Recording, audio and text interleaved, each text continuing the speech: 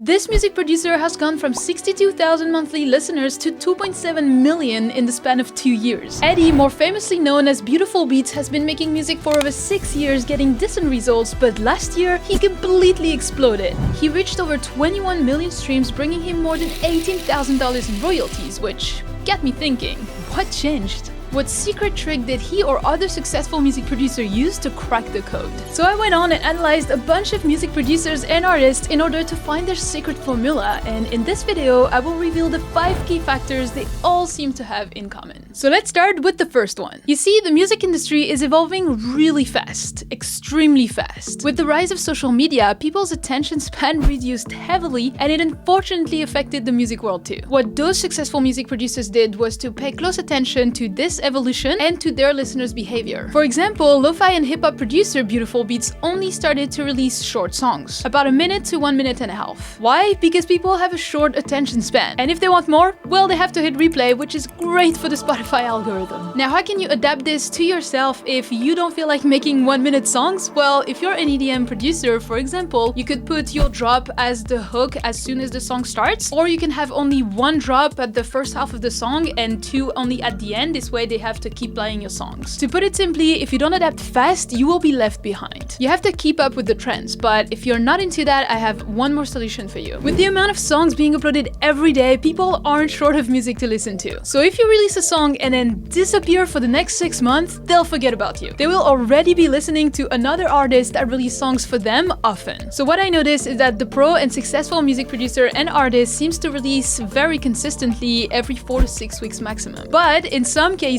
artists like Polar or Doc Winter release up to 1 song per week. I know that's a lot, I get it. But by doing so, they keep their fans happy, they keep their fans' listeners' attention, and they become better producers faster. Just food for thought. Now, if you are looking for a music distributor to release all the songs, the one I use and recommend is DistroKid. I've been using them for the last 3 years. I'm even going to release my next cover of Forget Me by Luis Capaldi with them. And the reason why I use them is because it's a one-time yearly fee, meaning that I don't have to pay every time I want to release a song. I just pay my fee for the year and I can release unlimited songs. As I said, you can also release covers with them. You just have to take $1 and they take care of everything for you. They provide you with a pre-saved link and even have cool promotional material for you to post on social media. They have different plans to select from depending on what you want, but the one I have is the Musician Plus, as it allows me to choose the release date. And if you want an extra discount, you can get 7% off with the link in the description on your first year with them. Okay, back to our pro producer tricks. If I tell you that they use the 80-20% rule, do you know what that is? Well, it's the fact that they practice 80% of the time and only learn from tutorial or theory 20% of the time. I noticed in my coaching sessions that most beginner producers seems to be stuck into the analysis paralysis. Watching a tutorial might feel like you are actually practicing and learning, but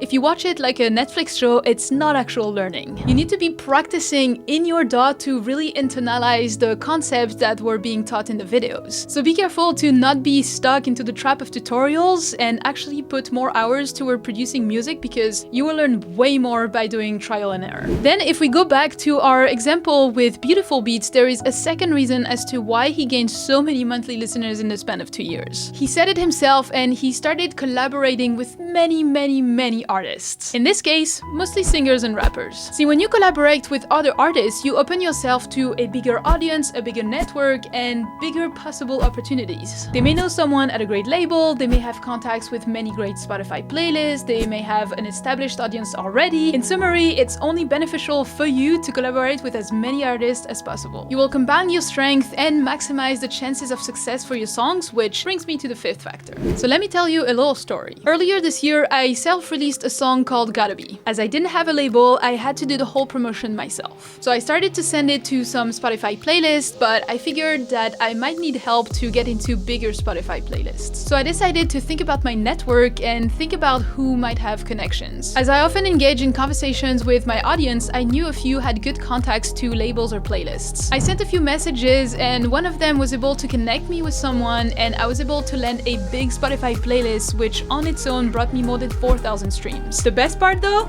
it didn't stop here. Turns out that the owner of that specific playlist was also the owner of a good record label, and she happened to be French. French, so we connected pretty well. I shared some of her songs, we kept contact throughout the year, and a few weeks ago I sent her one of my demos. She loved it and decided to sign it on her label. See the power of networking here? Now, if you're wondering how to do it, remember that social media were first made to be social. Act exactly like you would in real life. Start conversations, comment on people's posts, discuss common hobbies, share people's music to get their attention. I believe in you, you got this. But if you're looking for specific action steps out of the 5 strategies we just talked about, pick 1 or 2 that you think would be a good fit for you and focus on them. Start implementing it, but remember to make tons of music so that you can potentially do like Polar and Dark Winter, which is releasing 1 song a week. Now you might be wondering, how do I even output that many songs? Well, it starts by clicking this video, as in addition of the 5 techniques we just talked about, you will need a professional attitude and a very efficient workflow to be able to output that many songs. And these are just gonna take what you learned today to the next level. In the meantime, keep learning and I will see you there.